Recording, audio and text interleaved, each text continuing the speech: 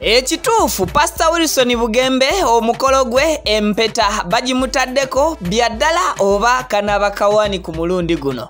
Bibino mbikuletedde details abagaba wadde nagenza okulaba nga kibulamu nengamba nedda kansooke nnoonyerereze ddala nga gire ddala ku source ate nzije mbeere nga kuwa byabadde wali ku Wash Powers Enansana era nga bibino mu bujjuvu byenkutuusaako nkwanirizaako obuterevu ku mukutu Viki exclusive kuwereza simulala habampita Viki. Thank you so much for subscribing. Video nkusabye hejimpeleka like mukwana gwange ate bobatonda jikampera natana twengako mutongole nkusabye subscribing bomala nkwatira mukade kaje mkigambo personalized content mkigambo all enkugambira turn on that notification bell ensongo jakubiranga ozifunira ddala bulungi nnyo nyini ddala ajati kalado omulombi wedwa ajja kulomberedwa ebizibu byobifuukero fumo namba ye sembya 067 songa ne ku WhatsApp kweri bomukubira ajja kubeera ate akikumalira bulungi nnyo nyini ddala kale Pastor Wilson Bugembe ebifaananyi ebitandise okubeera nga ate bisasanira ku mikutu emigatta abantu ne ba bloggers abenjawulo ba social media in-laws ba online in-laws abatandise okubeera nga buli omu caption ateekako ye nomu nga abamu nga nabo boogera byabwe. Ekituufu kiri nti omusumba ono Pastor Wilson Bugembe tannaba kubeera nga ate avaayo mu butongole kugamba nti ono ye mukyala we.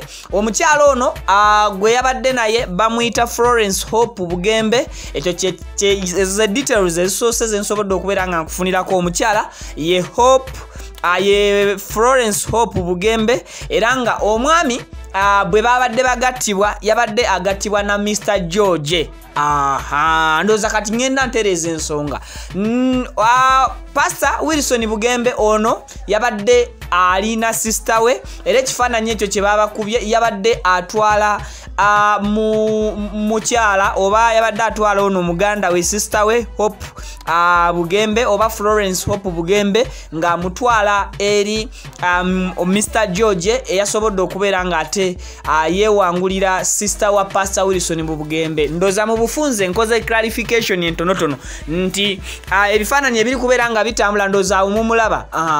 So mu bufunze Pastor Wilson Bugembe yabadde muko eyabadde atutte sister we Frolence Bugembe okumugabayo eri omwami we mu buto ddala gwe bayita Mr. George. Era nga omukyala ono oyinza okwebuuza muganda wa Pastor Bugembe atya. Omukyala ono yajja mu family Pastor Bugembe mwe bali oba Pastor Bugembe we yali nga wa myaka 11 we yafuukira brother wa Pastor Wilson Bugembe era atuuse kugenda kufumbirwa nga bafuukira ddala ba Luganda nnyo ddala era Pastor Bugembe watuukidde okubeera nga yemuko. Kitegeeza nti ensonga wamagwe oluganda lwali lwanyikira bulungi. Kati ago amawulire gobadde olaba agatambula ku mitimbagano nti ate Pastor Wilson Bugembe babadde babawaako ebifaananyi bibiri nti empeta actually babadde babawa ebifaananyi bisatu.